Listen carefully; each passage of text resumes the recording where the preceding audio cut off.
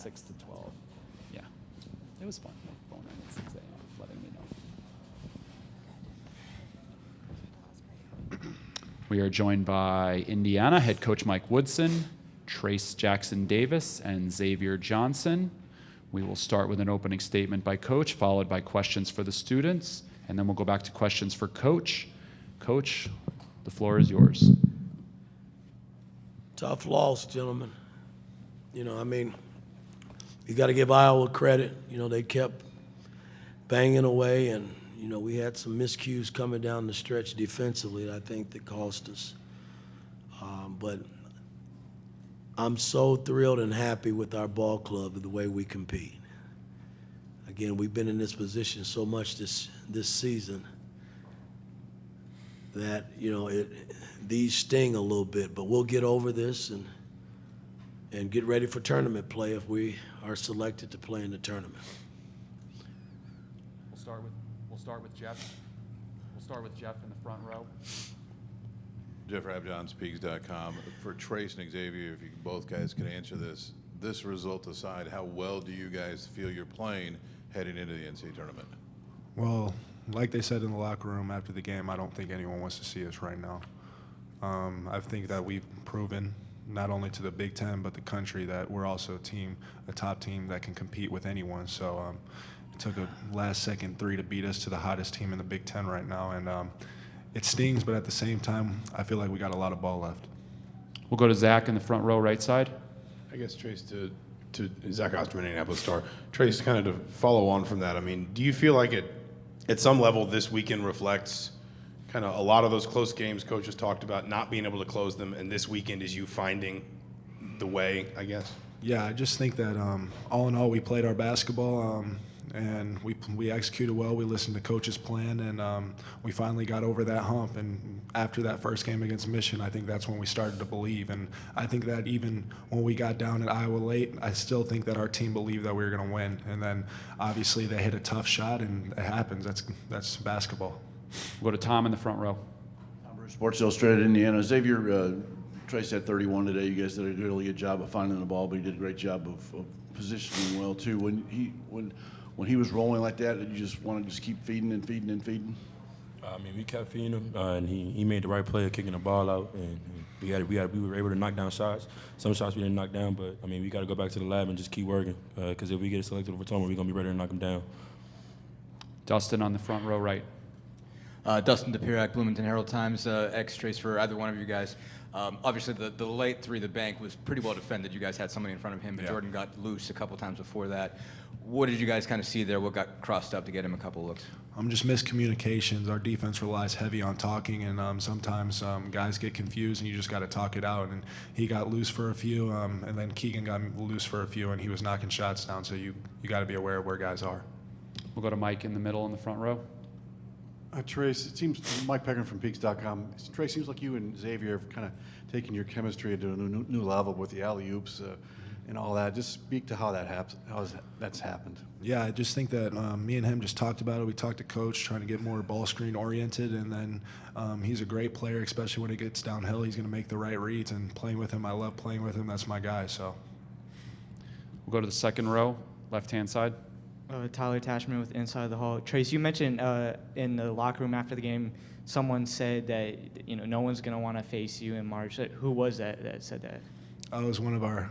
Am I allowed to say that? No, let that go. No, I can't. I'm not allowed to say, but just so. All right, we'll go to the right-hand side, third row. Brian Teague, Chicago State of Mind Sports. This question's to you, Trace. How do you feel about the words of people saying that you've helped get this program back on the mount? It means a lot to me because I'm a Hoosier, born and bred, and just coming back for my third year playing for this guy right here next to me, it's been an honor and a blessing. So I'm just glad because we didn't have the year that we wanted, but just showing people here at this tournament and just believing in what we're doing and how he's going to help us get to where we need to be. And I think this tournament has shown that we're still here and that Indiana basketball is going to get back on top here soon. We'll go to Kevin on the left-hand side. Yeah, Kevin Brockway, CNHS for Trace. 50 points in the paint overall, and you have another big day with 31. Just building off that and just continuing to score inside as you get into postseason. Just how important is that going to be? And How did you like seeing some single coverage today? Yeah, I liked it a lot. I thought they're going to send more doubles, but they didn't. I think they were worried about how well we were shooting the ball in this tournament. But as Coach says, if there's no one guarding you or if there's one person guarding you, he thinks that I'm the best player down low in the country and no one can stop me. And so I'm just using that confidence to my advantage. Obviously, if they're going to double me, I know my teammates are going to knock shots down. Take two more for the students. Jim in the front row right. Jim Coyle, Indiana Sports Beat. You've been called the head of the snake by Race Thompson a couple of times. And watching this offense here as we come down the stretch, it has been a huge difference. You can watch it flow. What has been the biggest difference for you in making all of this happen? Just my coach giving me confidence. I made more ball screens with Trace because I make good reads. And finding my teammate because that's my main role for this team because we got good shooters and it's proven. We'll go to the far back left corner. Brendan? Hey, Trace. Brendan Quinn with The Athletic. Can you just run through that last play through your eyes, just kind of what you saw and what you thought when it actually went up? So first off, I saw the shot clock, and then I saw he was pretty well defended. And he was almost like probably 4 or 5 feet away from half court. So I knew he was going to hoist one up. And then as the ball saw, I thought it was going to be long. And then it banked in. And sometimes that's what happens. It's March. So obviously March Madness, it's crazy time of year. But even the stadium and the electricity just playing in that stadium, it was really cool. But that last shot, the ball doesn't always bounce your way. And obviously we're about 1 second away from going into overtime. So. All right, you guys can head back to the locker room. Thank you. Good luck postseason. We'll continue with questions for Coach Woodson. We'll start in the front row with Zach on the left-hand side front row, and Jeff. Mike, I know it's not just as simple as kind of point A to point B, but do you see, in thinking about what you guys couldn't find in some of those close losses this season, have you seen this weekend maybe those little details, those little margins, this team connecting those things across this weekend a little bit better? Yeah, I mean, this team has made major strides this weekend. Again, we've been in we battle tested. We've been in so many games, and the games that we have come up short, it's been tough. But our guys have always responded, and we'll respond again after this one tonight. This stings a little bit because we played well enough to win the game. And, what I kind of told our guys after the game was when you go up 10, you got to remember how you got the lead and not celebrate so soon, and that's the whole part of trying to learn how to win. And we're still working in that area. We'll go to Jeff in the front row left side. Jeff JeffRabJohnSpeaks.com. I'd like to get your thoughts on Trace, his impact, staying and being such a big part of getting this program back to the national stage, back on the map, so to speak. Well, it was huge. When I took the job, there were about 7, 8 other players that didn't raise their hand that day to stay on board. So I had to do some damage control and start recruiting. And I started at the top with our best player at the time, which was Trace.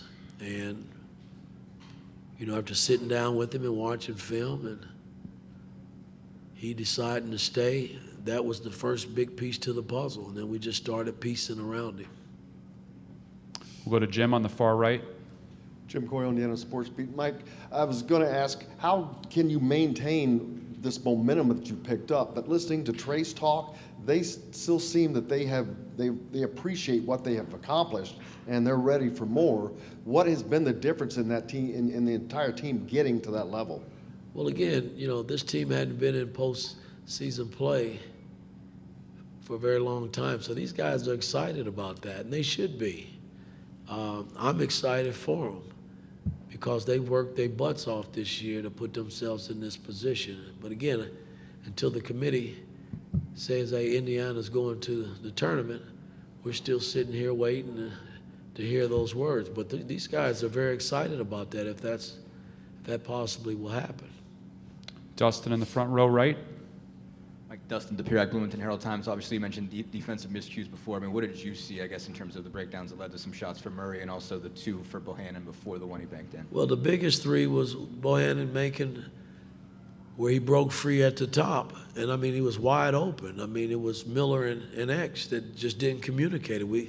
They came together on the screen and both went to the guy that went low and left, hell, one of the best shooters in the country wide open. And he made us pay. We'll go to Tom in the middle front row.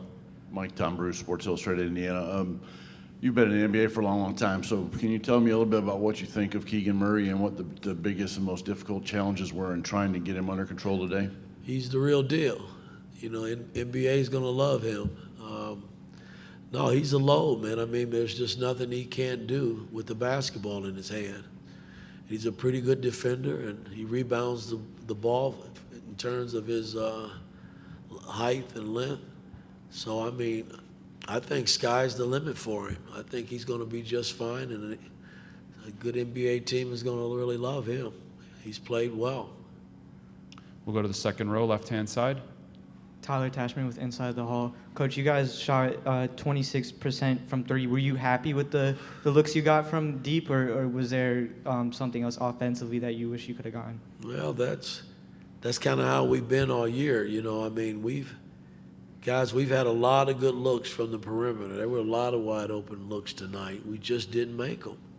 And that's a part of basketball. I mean, I got to keep positioning our guys when Trace is being double teamed. You know, our guys have got to step up and make shots. And I thought Iowa made shots when they had open looks, and we struggled to make them tonight in that area. We'll take Kevin in the second row on the left-hand side. Yeah, Kevin Brockway, CNHI. Just describe in totality the weekend for Trace and what this does for his confidence going forward in the postseason, because he did have a little lull there at the end of the season. Just all this him producing the way he produced. Well, it's been huge. I mean, for him to come back home here in Indianapolis and play the way he's played,